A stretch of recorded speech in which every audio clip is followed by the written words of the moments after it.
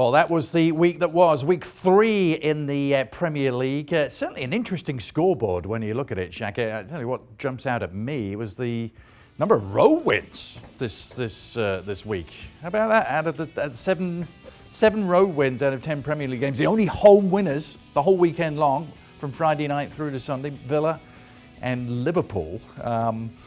What stood out to you looking at that entire scoreboard? Obviously, the Man United and Spurs home defeats were perhaps the headline news. Yeah, I think that's the thing. Not just those defeats, but I think it kind of accentuates what we started seeing coming into this season and what we continue to see, exactly how good Liverpool and Manchester City are. You saw that from Liverpool against Arsenal, which is a thoroughly dominating performance. But then you look at the chasing pack, and we're still left scratching our heads a little bit as to who will to emerge at the top of that chasing pack. Despite the result, I think Spurs are best equipped to do that. Similarly, I think there are huge questions around Arsenal. We saw that. We knew Arsenal's problems coming into this season, and I'm not sure that Unai Emery necessarily addressed them all.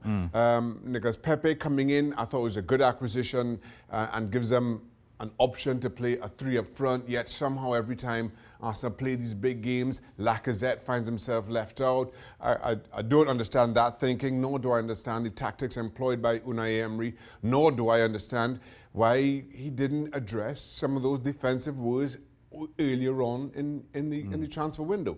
David Luiz, I thought at fault, well, not just thought, I clearly at fault for 2 of those goals. Yeah. Similarly for Manchester United, disappointing result against Crystal Palace. And you feel that it's going to be another frustrating season. Given what we've seen so far, we spent last week discussing Paul Pogba taking a penalty. And not just are discussing it, but within that Old Trafford dressing room, players having to come out on social media to defend Paul Pogba. Now, another missed penalty, and I never fault anybody for missing a penalty, because I know exactly how difficult it is. These players make it look easy, but it's a difficult thing. And now all of a sudden you have a situation, 3 games in, where you have the players almost against the fans. A ridiculous position to be in this early on in the season when everybody's still vying for position. Chelsea, who started off so disappointingly against Manchester United, they get their first win. You have the Chelsea fans singing Frank Lampard's name in support of them getting their first win of the season. Then you look at the best of the rest almost. Now I'm going to happily jump and point to West Ham's impressive 3-1 against Watford. That's a very good win for them, especially given their uncertain start. First game this year, I know that was against Manchester City, but what a way to bounce back for them. 4 points from their last 2.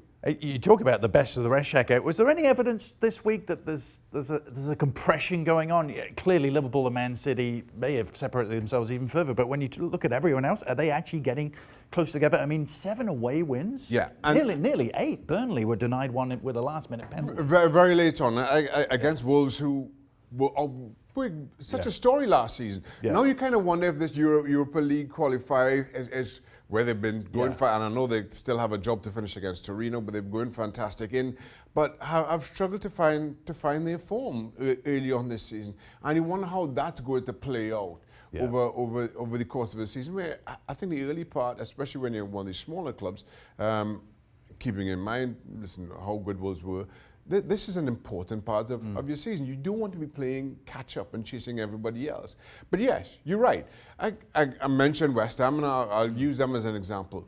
What happened on match day 1 against Manchester City, you just brush that aside and look at the response you get from them. Now all of a sudden, they're, in that pack, equal with the likes of Manchester United and Chelsea, and all of a sudden you're thinking, what if? And conference plays such a big part in those results that comes right now.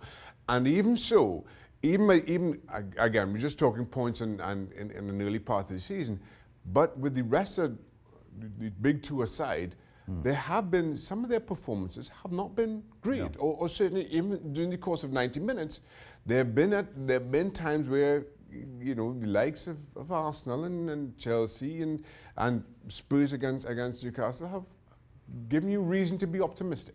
I always say after week 3, it's the first time you can look at the Premier League table and really take anything from it. But what's interesting to me, Shaq, there's only one perfect team, Liverpool.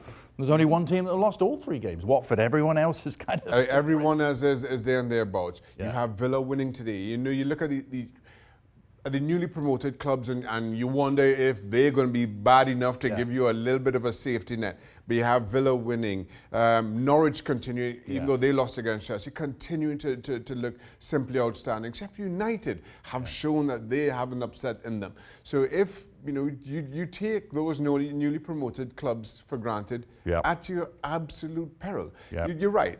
Everybody outside our top 2 and maybe Watford at the other end have had good performances, and even in the games where they've maybe dropped points, have had good periods. As we spoke about City and Bournemouth. Bournemouth had a very good period in that second half against City, which is more than enough if you're sitting in that Bournemouth dressing room to be encouraged by.